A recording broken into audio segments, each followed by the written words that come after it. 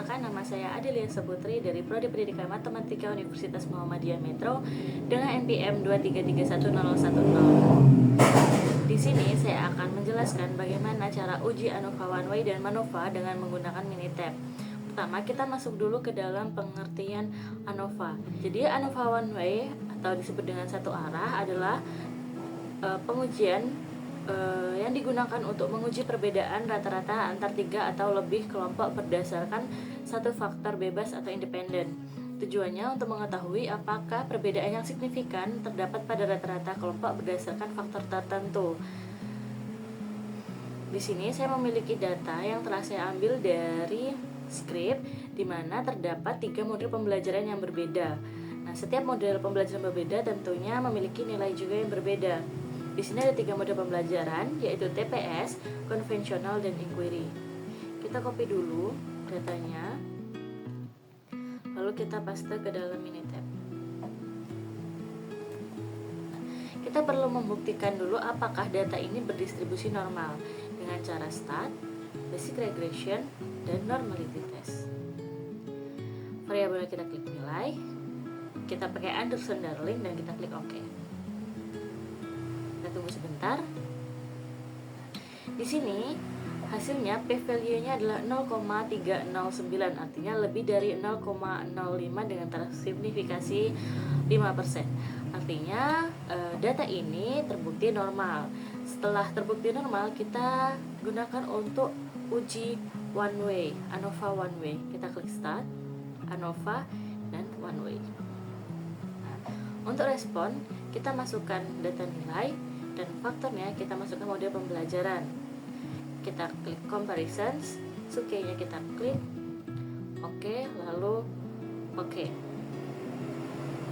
Nah, di sini taraf signifikasinya adalah 0,05. Nah, kita lihat p-value-nya yaitu 0,0000, artinya kurang dari 0,05. Artinya di sini model pembelajaran yang digunakan yaitu TPS, konvensional, dan inquiry memiliki perbedaan yang signifikan terhadap hasil nilai pembelajaran. Selanjutnya, saya sudah menyiapkan data untuk uji MANOVA. Uji MANOVA ini saya juga dapatkan datanya dari skrip, di mana terdapat 3 media yang digunakan dalam pembelajaran, yaitu digital, alat peraga, dan juga tanpa media. Apakah MANOVA, apakah data ini atau media yang digunakan itu berpengaruh terhadap pemahaman dan motivasi nilai siswa? Kita copy datanya, kita masukkan ke Minitab. Nah, sebelum kita uji MANOVA, kita juga perlu menguji apakah data ini normal atau tidak. Caranya seperti tadi, tapi satu persatu. Kita klik start, basic statistic, dan normality test.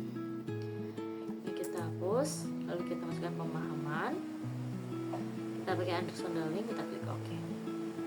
Kita lihat nilai p-value-nya 0,951, yang artinya pada data tabel pemahaman data ini terbukti normal. Lalu yang kedua, kita coba lagi pada bagian data motivasi. Kita hapus, kita ganti motivasi. Kita klik OK. P-value-nya adalah 0,802, artinya lebih dari 0,05, maka data ini terbukti normal. Setelah itu baru kita uji MANOVA. Kita klik start,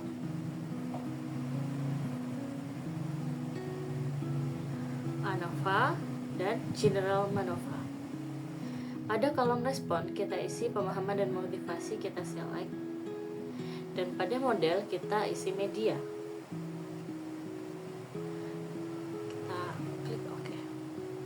Nah, kita lihat di sini teman-teman bahwa nilai p-value dari Wilks, Lawley, Houtling, dan Pillais ini kurang dari 0,05, di mana pada Wilks p-value-nya 0,000, Lawley 0,000, dan Pillais 0,012. Semua data ini kurang dari 0,05 dengan taraf signifikasi 5%. Artinya terdapat perbedaan yang signifikan antara media yang digunakan yaitu media digital, alat peraga, dan juga tanpa media pada nilai pemahaman dan motivasi siswa.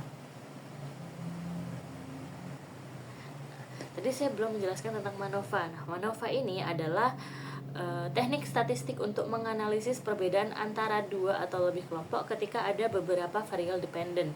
Tujuannya untuk menentukan rata-rata variabel dependen berbeda secara signifikan antar kelompok dengan mempertimbangkan hubungan antar variabel tersebut. Di sini juga terdapat contohnya, seperti gaya belajar auditorial, visual, dan kinestetik apakah mempengaruhi kreativitas dan prestasi siswa. Dengan hasilnya, jika p-value kurang dari 0,5 maka ada perbedaan yang signifikan antara grup gaya belajar terhadap kreativitas dan prestasi. Jika p-value-nya lebih dari 0,05 maka tidak ada perbedaan yang signifikan. Sedangkan hasil kita tadi, ketiganya itu kurang dari 0,05, maka terdapat perbedaan yang signifikan antara media terhadap pemahaman dan motivasi siswa.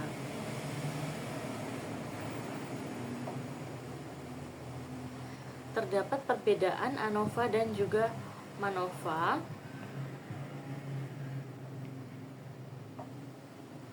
Dimana tadi ANOVA adalah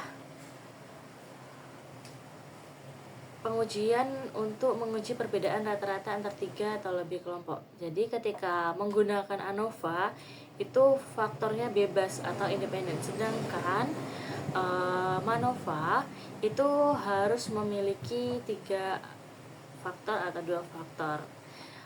Dia harus memiliki variabel di MANOVA itu harus memiliki 2 variabel Y, sedangkan kalau ANOVA itu cukup 1 variabel saja. Misalkan dalam data yang kita punya,